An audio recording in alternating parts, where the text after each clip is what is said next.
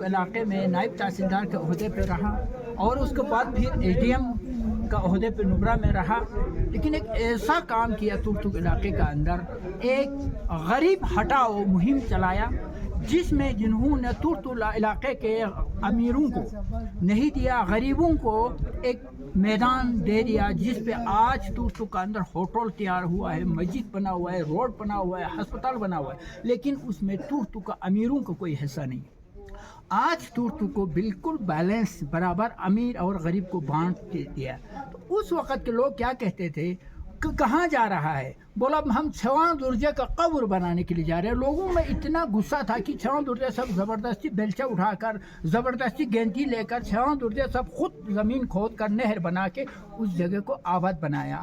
تو اس آدمی کو دیکھنے کا اور اس آدمی سے صحبت کرنے کا مجھے تڑپ تھا۔ آج میں خوش قسمت ہوں، تو آج چھوان درجے صاحب اب یہاں بھی آ کر اپنا تقریر میں بھی جو اچھے لوگوں کا، حسرت صاحب کا نام لے رہے تھے اور کتابوں کا نام لے رہے تھے، تو بستی کے ساتھ کتنا محبت ہے شاہ صاحب۔ تو میں آپ کو شکریہ ادا کرتے ہیں، ہاتھ جوڑتے ہیں کہ آپ ایک بدھسٹ ہوتے ہوئے اور ایک نبرا کے رہنے والا ہوتے ہوئے ترتک کے لیے آپ نے قیامت تک کے لیے ایک بہت بڑا آپ نے ایک اعزاز دے دیا۔ آپ کب دیا، کون سے سال میں آپ نے محنت کی، اور آپ کے دماغ میں کیا سوچ رکھتے تھے کہ آپ کو یہ سچائی، آپ کو ایمانداری پر پورا ترتک کے ہر مسجد میں شاید آج بھی آپ کو غریب لوگ دعا دیتے ہیں۔ جی اچھا بابا علی صاحب، آپ سے مل کر مجھے بہت خوشی ہوئی آج، ہاں جی، چونکہ ہم دونوں کا سمبند بہت پہلے 1971-72 سے بھی تھے، ہاں جناب جناب تو اس کے بعد میں بھی آپ نے بہت سارے کام تو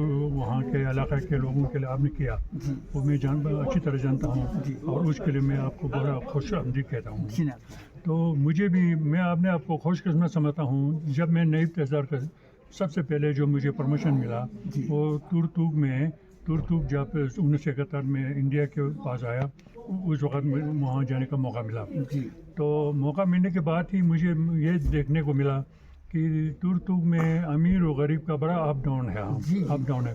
تو میں یہی سوچتا رہا، بالکل سوچتا رہا اس کو کس طریقے سے تھوڑا دور کیا جائے۔ جی تو بہت ہی اچھا ہوا کہ اس وقت ہمارا بھارت کا جو پرائم منسٹر تھا اندرا گاندھی تھے۔ جی اندرا گاندھی نے غریبی ہٹاؤ کمیٹی کر کے کوئی مہم چلایا وہاں جی پہ، جی تو مجھے وہ بہانہ ملا، ہاں مجھے وہ بہانہ ملا، چونکہ وہاں پہ یہ ملکی رواج جو ترتک میں جو تھا، سارا علاقہ جو ہے پورا چھنپا کے پاس میں رہتا تھا، جی تو کوئی کسی کو حق نہیں تھا کہ وہ اس میں جا کے ہاتھ لگائے گا، آباد کریں گے۔ جی تو میں نے پورا امیر لوگوں کو، خاص کر لیڈر لوگوں کو، گاؤں کے بزرگوں کو جمع کر کے سب کو سمجھایا کہ ہم کو یہ غریبی ترتک میں ہٹانے کے لیے کیا کرنا چاہیے، جی ہاں کیا کرنا چاہیے۔ تو سب کے رائے میں تو یہ بولنا ہی پڑا کہ جو میدان جو خالی پڑا ہے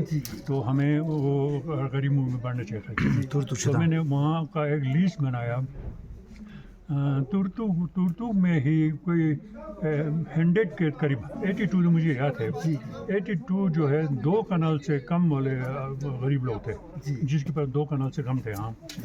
تو اسی طرح تقسیم میں بھی تھے، تھانگ میں بھی تھے، تھانگ میں نہیں تھے۔ تو سب نے یہ رائے دیا کہ ہمیں غریبی ہٹانے کے لیے وہ کرنا چاہیے۔ پھر گورنمنٹ سے ہم نے اپلائی کیا، تو گورنمنٹ کے وہاں کا بلاک ڈیولپمنٹ کے ذریعے سے وہاں پہ نہر بنایا۔ میں خود جانے کے لیے میں خود بیچا لے کے جاتا تھا، جو آدمی وہاں پہ نہیں آتا تھا 5 روپے کا جرمانہ کرتا تھا، اور وہ 5 روپے وہ پورے جماعت میں ہم جمع کرتے تھے۔ تو اس طریقے سے مجھے موقع ملا کہ ترتک میں جو چھتنگ کا علاقہ ہے، وہ چھتنگ کے علاقے کو پورا، پھر ہم نے سب سے پہلے وہ مسجد کے لیے وہ جگہ ڈھونڈا رکھا، پھر پولو کھیلنے کے لیے میدان وہاں پہ بنایا، پھر اس کے بعد میں سارا غریبوں میں برابر کر کے ہم نے دیا۔ تو اسی وجہ سے وہاں پہ غریبی ہٹانے میں کافی مدد ملی ہے۔ یہ میں آپ نے زندگی میں ایک اچھا نیک کام کیا، تو میں اپنے آپ کو سمجھتا ہوں۔ اور جناب آپ بلتی زبان سے بہت محبت رکھتے تھے۔ اس وقت ہم نے سنا ہے چھوان درجے سب بلتی گانلو گاتا ہے، بلتی غزل گاتا ہے، آپ کو بہت بہت انٹرسٹ ہے. آج بھی آپ یہ بلتی تقریر میں آپ پھر یہاں آپ پہنچا, تو آپ کو بلتی زبان کے ساتھ اتنا محبت کیوں؟ یہ بلتی زبان کو میں بہت پیارا ایک زبان سمجھتا ہوں, چونکہ یہ بلتستان میں آپ لوگوں کا ایک کہاوت بھی ہے کہ آداب بلتستان کہتے ہیں, کہ بلتستان کے ادب جو ہے نا, یہ ہمارا ہمالیہ ریجن کے کلچر جو ہے, جو بورڈ بادشاہ سے لے کے پورا یہ کلچر جو ہے, وہ بلتی لوگوں نے اپنے زبان میں پورا سنبھل کے رکھا ہے, پورا سنبھل کے رکھا ہے. ان کے زبان کی بولی میں ہی مجھے پورا کلچر نظر آتا ہے مجھے. تو اس وجہ سے بلتی کی غزل, بلتی کے گیت گانا, وہاں کا جو ڈانس کرنا, ان کے آداب, لوگوں بزرگوں کا عزت کرنا, بچوں کا پیار کرنا, وہ سارا جو ہے نا اپنا کلچر یہ ہے. تو اس کے بعد سر آپ ایس ڈی ایم نبرا بھی رہا, تو اس وقت بھی آپ نے ترتو کے لیے خصوصی طور پر ہفتے میں ایک بار ضرور آپ ترتو آتا تھا, آپ اپنے بچوں کو دیکھنے کے لیے آتا تھا, تو آپ خود مزاق کرتا تھا. آپ اس وقت کیا کہتا تھا, چھاؤں درجے کا رومخان لیکن آج آپ لوگوں کو کیسا لگتا ہے؟ تو ہر کوئی آپ کو جھوک کے سلام کرتا تھا, اتنا آپ کو محبت کرتا تھا.